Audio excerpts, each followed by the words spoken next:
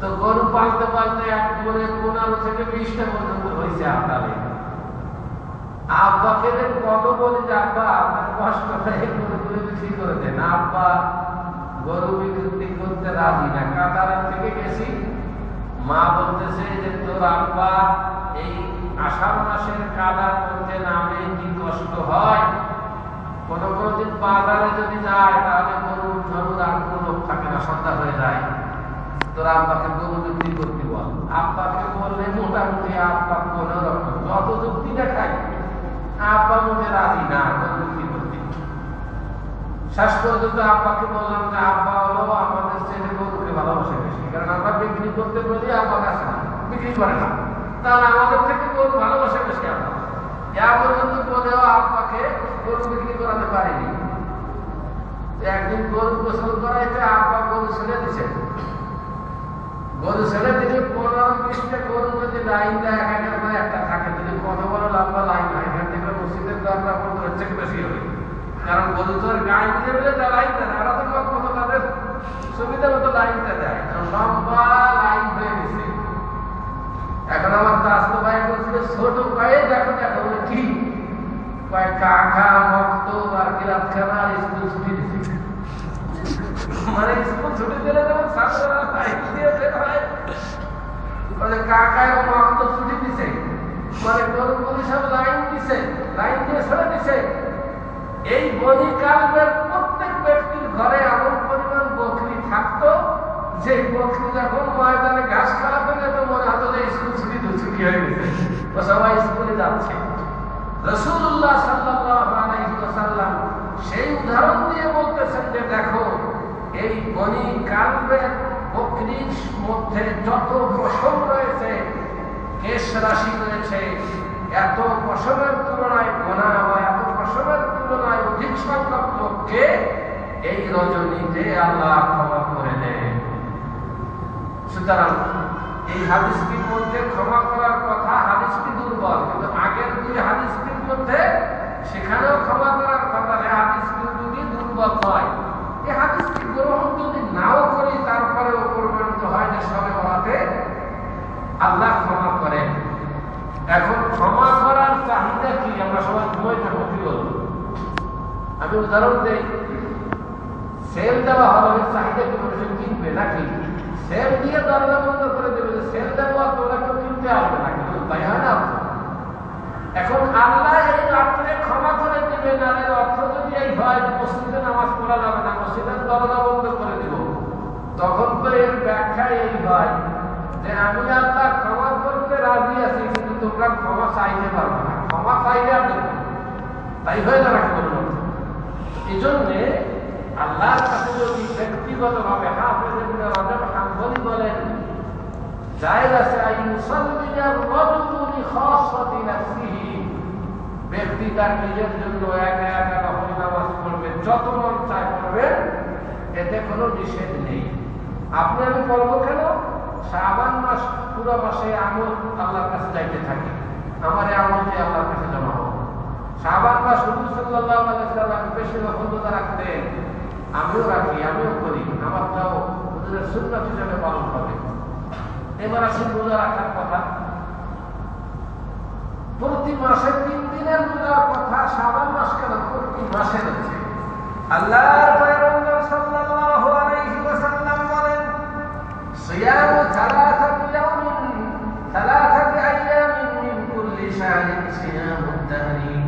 আল্লাহর পয়গম্বর সাল্লাল্লাহু আলাইহি ওয়াসাল্লাম বলেন প্রতি মাসে 3 দিনের রোজা রাখা, 13, 14, 15, 3 দিনের রোজা রাখা যেন পূর্ণ বছরের রোজা রাখা। কারণ নিম্ন মানে একদিনে একটা নেকিতে 10টি নেকি, 3 দিনে 3 10 30 দিন। সুতরাং প্রতি মাসে 3 দিন রোজা রাখলে যেন সিয়ামুদ দাহর পূর্ণ বছর সে রোজা। তাহলে 3 দিন যদি প্রতি মাসে রোজা রাখা যায়, তাহলে শবে বরাতের রোজা এটা 3 দিন রাখলে আপনাকে কেউ নিষেধ করার ক্ষমতা রাখবে না, 13, 14, 15। কিন্তু এখন ডিউটিওয়ালা মানুষ গরমের মধ্যে যদি 3 দিন না রাখতে পারে, যদি কেউ এই মনে করে রাখে যে উচিত তো ছিল 3টি রোজা রাখা, বলো আমার কষ্ট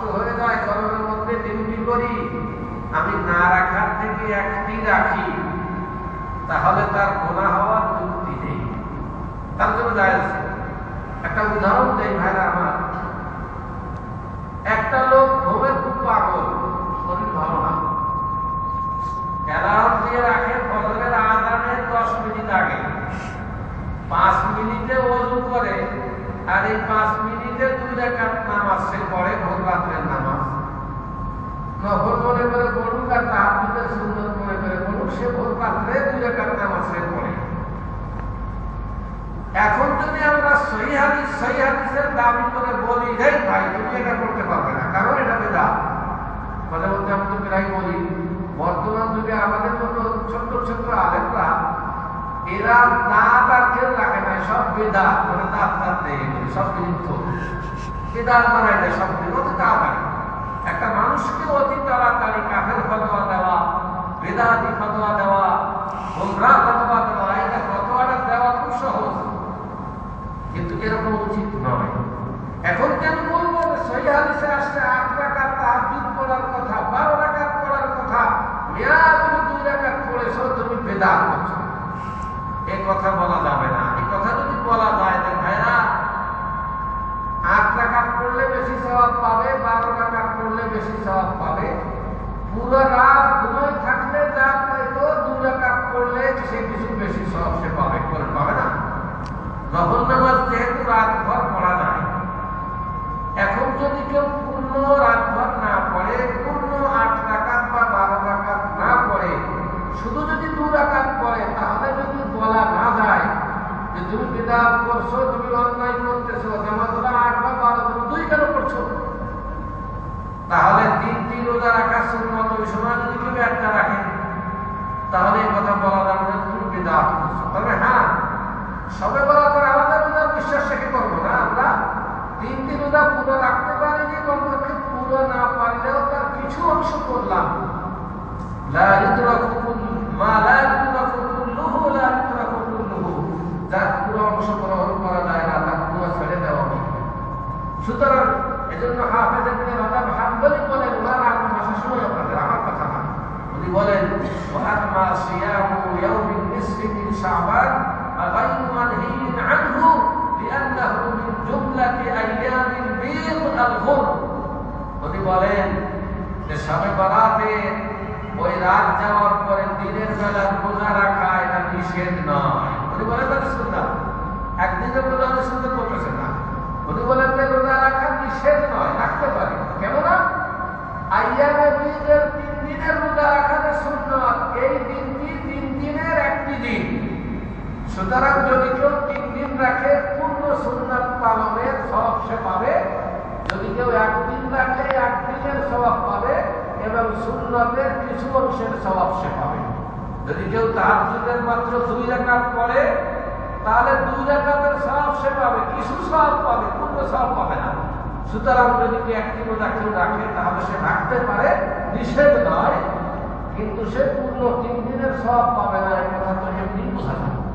ভাইরা আমার, সেজন্য শবে বরাতে যদি আপনারা 10 রোজা রাখতে চান, তাহলে একটা রোজাও রাখতে পারেন, নিষেধ নেই। তবে 3টি রোজা রাখলে অত্যাধিক ভালো এবং বেশি সওয়াব পাওয়া যাবে, এবং এই 3টি রোজা রাখাই আসল সুন্নাত। এবার আসুন, এই নফল রোজা হুজুর রেখে শেষে 1 দিন বা 2 দিন রোজা হুজুর রাখতে নিষেধ করেছেন। আল্লাহর পয়গম্বর বলেন, লা ইয়াতাকাদ্দামান্না আহাদুকুম রমাদান বিসাওমি ইয়াওমিন আও ইয়াওমাইনি ইল্লা আইয়াকুনা রাজুলুন ইয়াসুমু সাওমাহু ফালইয়াসুম যালিকাল ইয়াওম। আল্লাহর পয়গম্বর সাল্লাল্লাহু আলাইহি ওয়াসাল্লাম বলেন, রমাদান মাস, রমজান মাসের পূর্বে 1 দিন এবং 2 দিন পূর্বে কেউ নফল রোজা রাখবে না। কিন্তু ওই ব্যক্তি রাখতে পারে তার পূর্ব থেকে রোজা রাখার অভ্যাস রয়েছে। অর্থাৎ মনে করুন, একটি লোক বৃহস্পতিবার এবং সোমবার রোজা রাখে, রমজান মাসের 1 দিন 2 দিন পূর্বে সোমবার এসে গেল, বৃহস্পতিবার এসে গেল, তখন তার জন্য নফল রোজা রাখা নিষেধ নয়। 1 দিন পূর্বে কেন রাখবে না? মনে করুন 30 শাবানের পরে, শাবানের 30তম রাত, 30তম দিন, 30তম তারিখে, শেষ তারিখে আকাশ মেঘাচ্ছন্ন থাকার কারণে এই দিনটি হতে পারে রমজান মাসের প্রথম দিন অথবা শাবান মাসের প্রথম দিন। এই সন্দেহ করে দুধের বান্দা হয়ে রোজা রাখবে না। অভ্যাস থাকলে রাখবেন।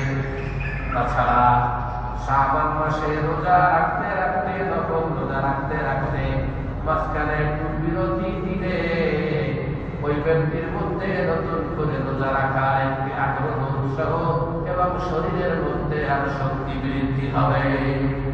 যে কোনো কাজের ফ্রেশ কাজ করে রাস্তা আগে আসে, মানে চাটা খেয়ে মতো নামে দিয়ে আসে।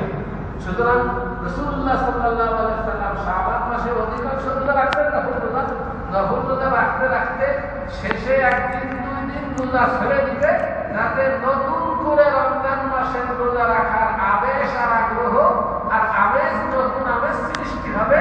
এই জন্য রমজানের একদিন বা দুদিন আগে নফল রোজা ছেড়ে দিতে রাখবেন। এটা রাসূলুল্লাহ সাল্লাল্লাহু আলাইহি ওয়াসাল্লামের এটা হলো আদেশ আর সুন্নাত।